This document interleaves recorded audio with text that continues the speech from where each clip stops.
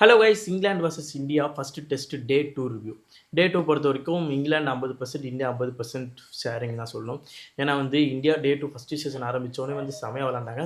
Kill அவர் century தாண்டி 150 run வரைக்கும் நெருங்கினார்.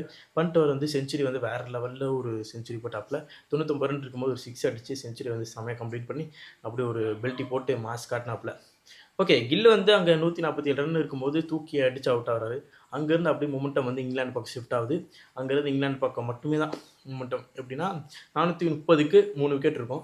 அங்கேருந்து 471க்கு ஆல் அவுட் ஆகிறோம். 40 ரனில் சட்டன்னு விக்கெட் விழுந்து அப்படியே கொலாப்ஸ் ஆகி நம்ம ஆல் அவுட் ஆகிறோம். அதுக்கப்புறம் இங்கிலாந்து பேட்டிங் வர இருந்தாங்க. அப்போது ஸ்லைடாக ஒரு மழை தூரிச்சு, அப்புறம் ஒரு பிரேக், அதுக்கப்புறம் இங்கிலாந்து பேட்டிங் வராங்க. எடுத்தோடனே பும்ரா ஒரு விக்கெட் ஃபஸ்ட் ஓவர்லேயே காலி பண்ணிட்டார். ஃபஸ்ட் ஓவர் கடைசி பால்லே விக்கெட் எடுத்து காலி பண்ணிட்டாரு. அதுக்கப்புறம் ஒரு விக்கெட்டில் இங்கிலாந்து பேட்டிங் ஆட வராங்க. அப்போது டக்கெட்டும் போப்பும் செமையாக ஆடுறாங்க. 2 பேரும் நின்று வேறு லெவலில் மிரட்டி விட்றாங்க. அதுக்கப்புறம் திருப்பியும் பும்ராவோட செகண்ட் ஸ்பெல்லில் பும்ரா டக்கெட் விக்கெட் எடுக்கிறாங்க. அதுக்கப்புறம் ரூட்டும் போப்பும் செமையாக ஆடுறாங்க. போப்பும் ரூட்டும் செமையாக ஆடிட்டு இருக்கும்போது பும்ராவோட தேர்ட் ஸ்பெல்லில் போப் செஞ்சுரி கம்ப்ளீட் பண்ணுறாரு. வேறு லெவலான ஒரு செஞ்சுரி, அதை பாராட்டியே தீரணும். அற்புதமான ஒரு செஞ்சுரி போட்டாப்பில் போப் அற்புதமாக பேட்டிங் ஆனாப்பில், கேப்பை ஃபிட் பண்ணி செம்மையாக பேட்டிங் ஆனார். அப்போது போப் செஞ்சுரி போட்டு அடுத்த பால் ரூட் ஆடுறாரு. அங்கே ஒரு விக்கெட் எடுத்து மாஸ் காட்டுறாப்பில்.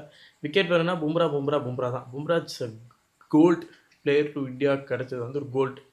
ஓகே, கடைசி ஓவரில் விக்கெட் விழுக வேண்டியது, பட் அது ப்ரூக் டக் அவுட்டில் வெளியேற வேண்டியது.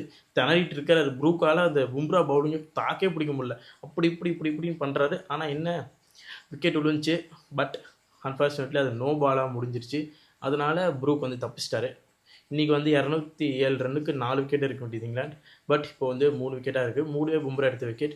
பும்ரா மட்டுமே எடுக்கக்கூடாது. சிராஜ், பிரசித் கிருஷ்ணாலாம் ஹெல்ப் பண்ணாங்கன்னா நம்ம சட்டு முடிச்சிருவோம். விக்கெட் வேணா பும்ரானா என்னப்பா பும்ரா பண்ணுவாப்பில், இந்த பக்கமும் ஏதாச்சும் ஹெல்ப் பண்ணிங்கன்னா டக்குன்னு மேட்ச் சுவாரஸ்யமாக போகும். டக்குன்னு முடிச்சிடலாம். இல்லை, விக்கெட் எடுப்புனாலே பும்ரா தான். நான் என்னங்க பண்ணுறது? பும்ரா மட்டும் ஒருத்தால் என்னவா பண்ணுவாப்பில்? இன்னும் யாராவது சிராஜ் ஒரு விக்கெட்டோ 2 விக்கெட்டோ எடுத்து ஹெல்ப் பண்ணாலும் நல்லாயிருக்கும். டே 2 பொறுத்த வரைக்கும் இங்கிலாந்து சார் லெவலில் பவுன்ஸ் பேக் பண்ணி 200 ரன் கிட்ட இருக்காங்க. இனி ப்ரூக்கு ஒரு வாய்ப்பு கிடச்சிருக்கு. அந்த வாய்ப்பை யூட்டிலைஸ் பண்ணி வேறு லெவலில் விளையாடுவாரான்னு பார்க்கணும். போப்போ ஏர்லி விக்கெட் தேர்ட் டேயில் வர்சஸ்லேயே போப்போ விக்கெட் எடுத்தோம் நல்லாயிருக்கும். இல்லைனா அவர் கொஞ்சம் ரன் அடிச்சுட்டு ஒரு 400 கிட்ட போயிட்டாங்கன்னா அதுக்கப்புறம் நமக்கு கொஞ்சம் திக்குன்னு இருக்கும் இல்லையா, ட்ராப் பண்ணலாமா இல்லை ஃபுல்லாக விளாட்லாமா, அந்த மாதிரி இருக்கும் இல்லையா. அதனால் ஒரு 300 சுருட்டிட்டோம்னா நல்லாயிருக்கும்னு நான் நினைக்கிறேன். ஓகே, ஸ்டேட்டு பொறுத்த வரைக்கும் இங்கிலாந்து 50%, இந்தியா 50%. இன்னமும் இந்தியா அன்றைக்கி வேறு லெவலான ஒரு வாய்ப்பு இருக்குது. அதே மாதிரி இங்கிலாந்து அன்றைக்கி வாய்ப்பு இருக்குது. என்னவா நடக்கலாம், டே 3 பொறுத்து பார்ப்போம்.